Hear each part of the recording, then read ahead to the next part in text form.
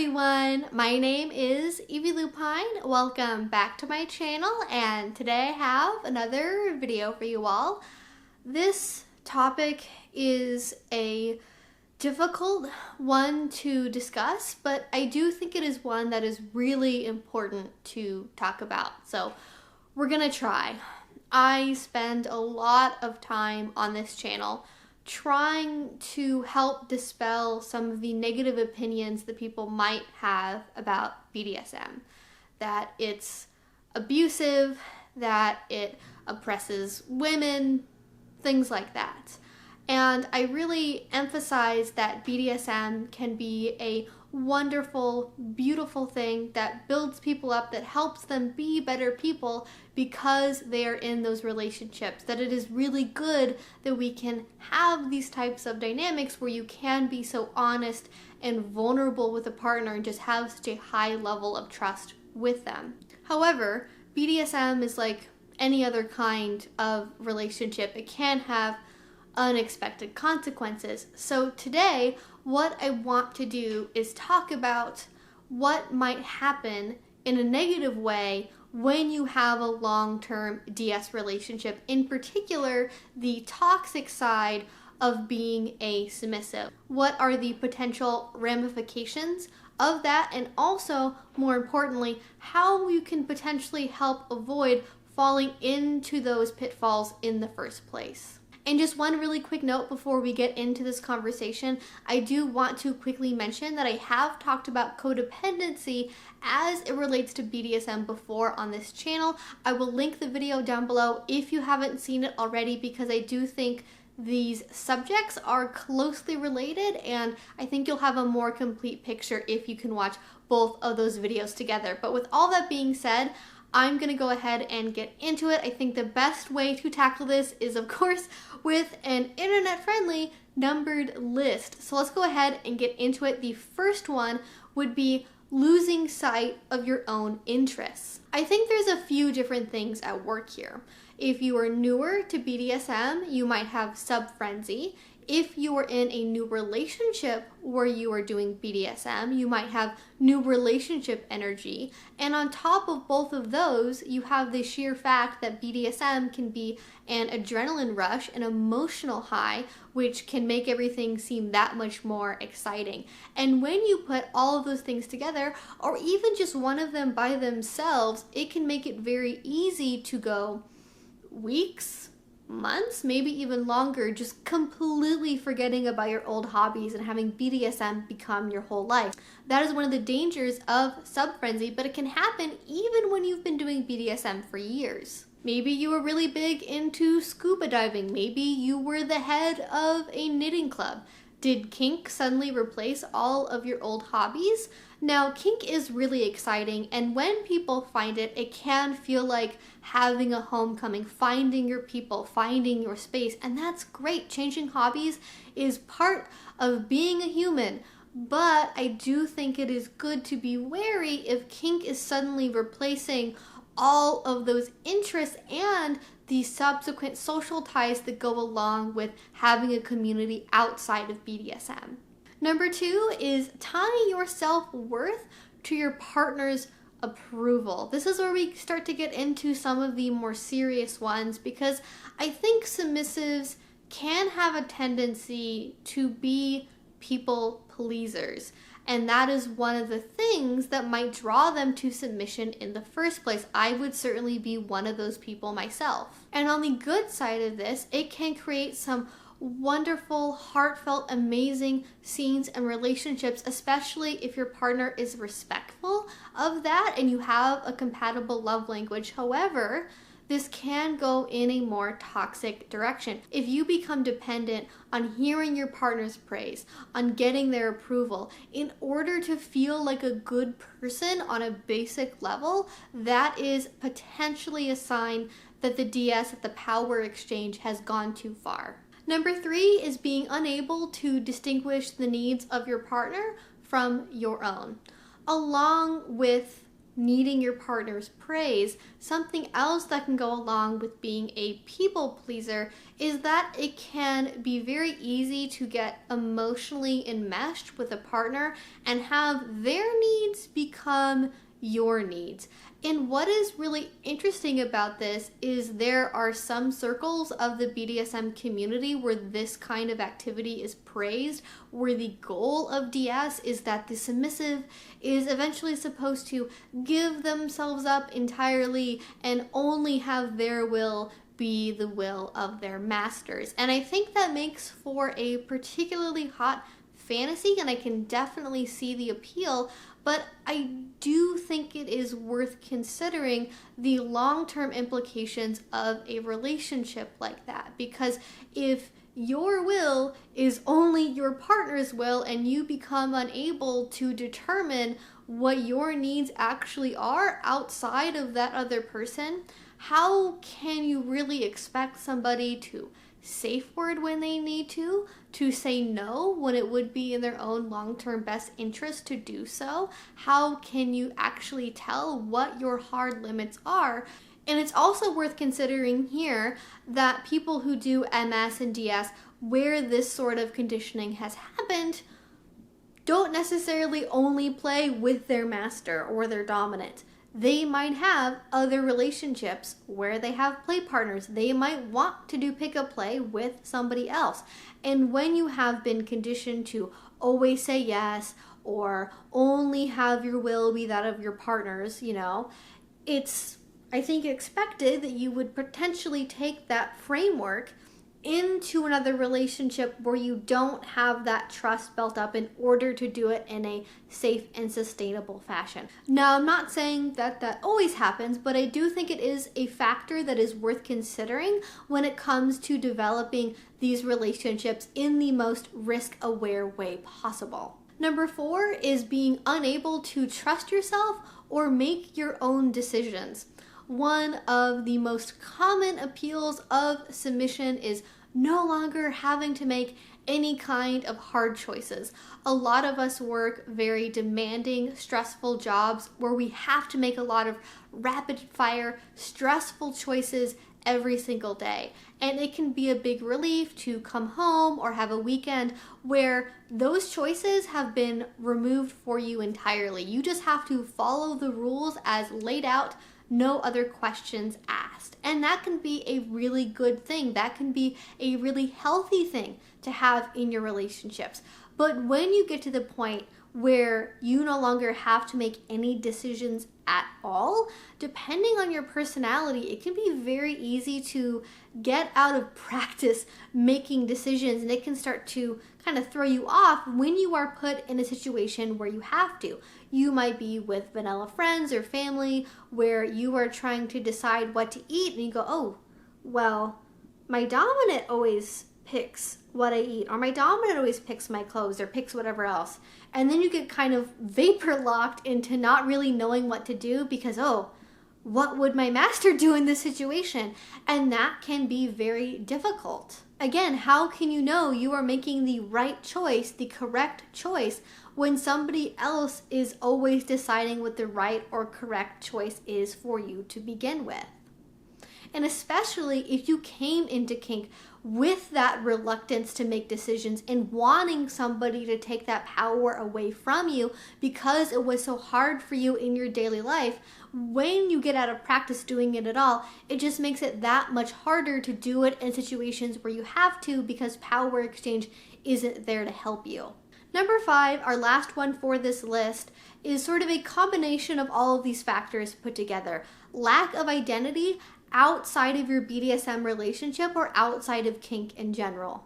While it can be an amazing fantasy to have that true 24/7 total power exchange relationship, eventually vanilla life, everyday life is going to happen.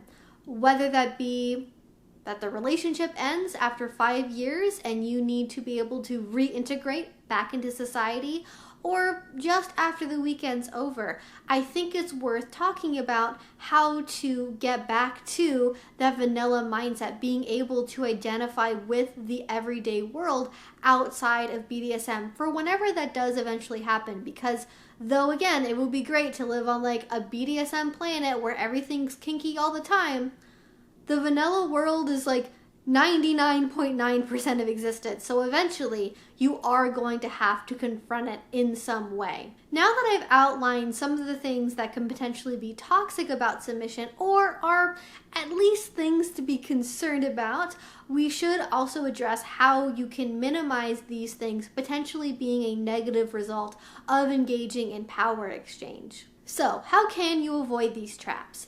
Number one is making time for your own independent hobbies and interests. Maybe that looks like having a contract mandated dance class once a week, or having a monthly girls' night out, or in, as it would happen to be during quarantine. Or maybe that just looks like having an hour every night, a half an hour every night of some good old-fashioned mandatory fun. But whatever it is, I do think it is a positive thing to stay connected to interests that are outside of a kink space. Because that's a lot easier to feel like a whole person when you have those things that are just for you still preserved, should the relationship end or should you have to put the DS on hold for some reason. Number two is remember to set goals outside of BDSM.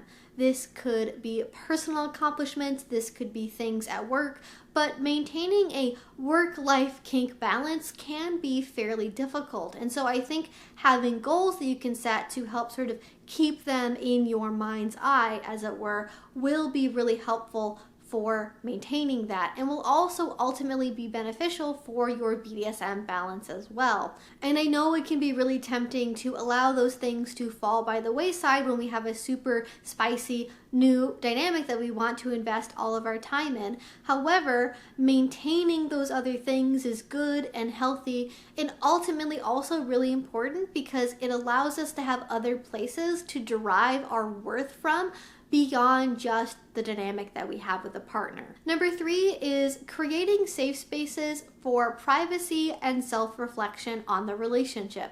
That could be through tools like a diary or journal, or using something like porch time to have conversations with your partner outside of your DS dynamic. It could be super hot to give your partner access to every lock and password that you have, but I do think there should be some kind of space available for privacy, or at least brutally honest communication when necessary. And this can not only deepen the bond in the relationship due to trust over time getting built up and just the ability to have difficult conversations, but it can also allow you to have a space where you can truly reflect on your own needs, wants, and desires, and whether or not that's really being reflected in the dynamic that you have created. It can be so easy if you don't have those tools built in to just kind of allow the relationship to coast by without having those moments for reflection.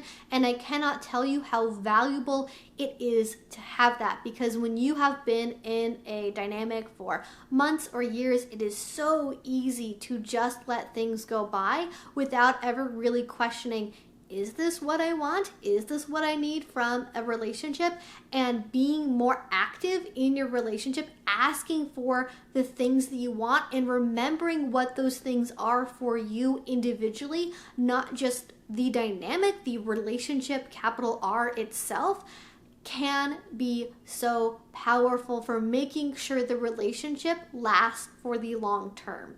Number four is treating self-worth and self-esteem as goals for the dynamic. Now, as I often say, BDSM can be therapeutic, but it's not therapy. And I think this is a great example of that, because what you can do is you can use the tools of DS to help your partner build up their self-worth and their self-esteem, help them become a better or more whole person than they were at the start of the relationship. That can be through required readings of self-help books, requiring your partner to have some kind of positive mantra that they say about themselves, or having some kind of positive affirmation when they have negative intrusive thoughts. And that could also look like requiring them to seek therapeutic help if it gets to that degree. Now, I'm not a doctor, I'm not a therapist. I can't tell you when it would be appropriate to have your partner seek out therapy as an aspect of your power exchange relationship, but it is a tool that is available, and I do know people that have done that, and it does have positive results. Overall, though, there are a lot of potential tools available that you can use to help your partner on their journey to loving themselves, rather than only loving themselves through you and through your approval. And likewise, I think this brings us perfectly into number 5, which is creating situations where the submissive has to make their own choices. This can be super simple things, as easy as picking where we have dinner once a month, or making your own grocery list for whatever it is that you want at the grocery store. The point is to not allow your choice making skills to get rusty.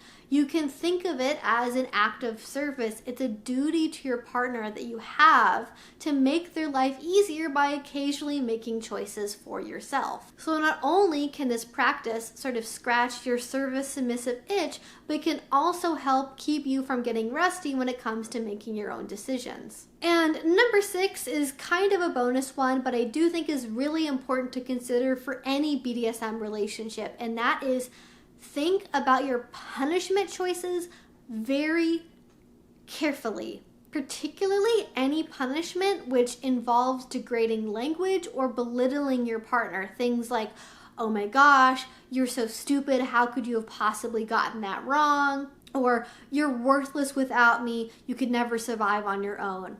Those can be really effective tools for some people. They can be really hot in the moment, but over time, especially if you rely on that as a continual part of your punishment dynamics, that can affect how somebody sees themselves. I think we like to believe we're like these stone walls of people where nothing from the outside ever gets in, and the words that we say in BDSM scenes or during punishments don't really affect us, but over time they can, especially when you have a deep bond with your partner and you really care about how they think about you. Hearing that you're stupid or worthless or dumb, or that you couldn't live without them, you might start to think in some really small subconscious way that that might actually be true. Ideally, punishment should be a self-contained cycle. You have the infraction, you have the clearly outlined punishment that ends in true forgiveness and closure. If you do not have that forgiveness and closure, especially, it is so easy to take what happened in the punishment and carry it forward into the rest of the dynamic. So be really thoughtful with your punishment. I know it's something that a lot of people really enjoy about power exchanges, so I want to emphasize how important it is to be thoughtful with that, because I see the results of people making mistakes with that all the time. So those are all the things that I wanted to share with you all today. I know this was a hard conversation. Talking about the potentially negative effects of BDSM always makes me really nervous, because I don't want to make it seem like BDSM is this really awful thing. But when you can go into DS thoughtfully, when you can use the tools that that gives you in a positive way to make everybody involved a better person on the other side of the dynamic, I think that is when it is the most wonderful, the most beautiful, and the things that can be potentially bad about BDSM, as you have seen in this conversation, I hope, are things that can be resolved and mitigated. And as always, I would love to hear from you all down in the comment section below. Were there any potentially toxic aspects of submission that maybe I skipped over in this video? Have you found any things in particular to help mitigate those things that maybe I didn't cover or don't know about? So please leave a comment down below. As always, if you want to see more from me, please do subscribe. I make videos twice a week about all sorts of kink and BDSM related topics. And finally, if you really enjoyed this, if you want to support the work that I do and see some amazing exclusive content like bonus videos and photo shoots, that is all through Patreon. That is what makes this channel possible. please check it out down in the description box below. If you already support me over there, thank you so much. It means the absolute world to me. And until I see you guys next time, I hope you have a great rest of your day and a great rest of your week. Bye-bye.